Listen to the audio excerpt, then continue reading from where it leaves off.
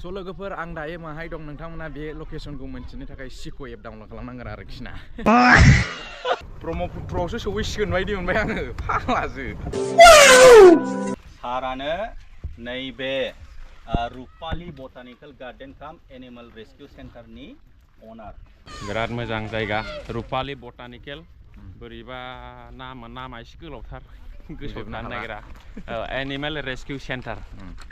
Rupali botanical काम animal रेस्किउ centre बिदि आरोखि निलाय जरानि गोदान पिकनिक स्पट अपेनिं खालामनायाव आदा आलफ्रेडखौ लोगो मोनदों आदा आलफ्रेडआबो फैनानै माबायदि मोजां मोनदों एसे फोरमायहरदो। जोबोद मोजां आं बिदि माब्लाबाबो सानाखैमोन गसाइगाव टाउननि सेरावबो बेफोरबायदि माने पिकनिक स्पट थागोन होननानै औवा बागान सिङाव ओरैबायदि गुसु थान्दा आरो माने बेखौ माने निउ इयार बा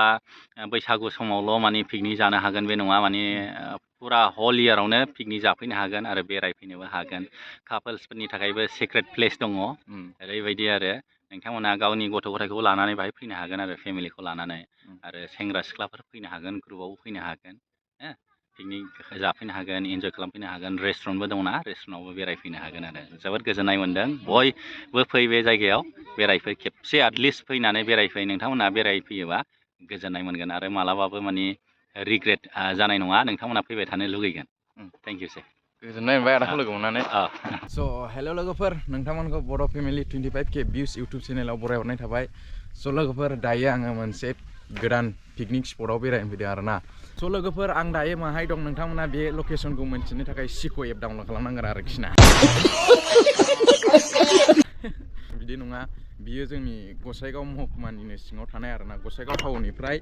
4-5 किल'मिटारसोल' गोजान जागोन ओरै साइथिं बारबोनांगौ साइथिं बारना हागमा मोनो हागमानि ओरै राइट साइडजों हाबबोनानै बियो फैबाय थानांगौ आरोना जायगाया जाहैबाय बियो निलाय जरायाव आरोना लोगोफोर स' लोगोफोर आं नोंथांमोननो भिडिअखौ दिन्थिलांबाय थानि दिनैनो अपेनिं खालामगोन बे पिकनिक स्पटखौ आं नोंथांमोननो भिडिअ दिन्थिलांबाय थागोन जोंहा आलासिबो सौफैनानै दङ आदा प्रेक्टिकेल आरो आदा आलफ्रेड बिसोरजोंबो आं नोंथांमोननो भिडिअ बानायनानै दिन्थिगोन हेल' लोगोफोर निलाय जरा पिकनिक स्पटआव जोङो नाव जावलाबायबाय नाव जावगासिनो जोङो बिराद मोजां आरो खुनुरुखुमसो दा नारखोनांगौआ जारला जासिना जोङो गाखोनाथ' गाखोबाय दङ जोङो दा जारला जासिगोन सौहैफिननांगौआसो नाव जावगासिनो जोङो नाव जावगासिनो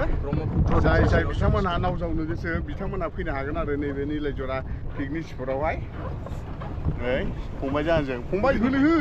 नोंना बोलो सारखौ ओरैबायदि जेक मारिनानै माबार अपेनिं खालामदों नै ख्रिस्टमास फैबाय निउ इयार फैबाय नङाबा मिन्थिनाय नङा होननानै आं हाखु दावरा माने कमप्लिट जायाखैबाबो अपेनिं खालामहोबाय आङो सारखौ खावलायनानै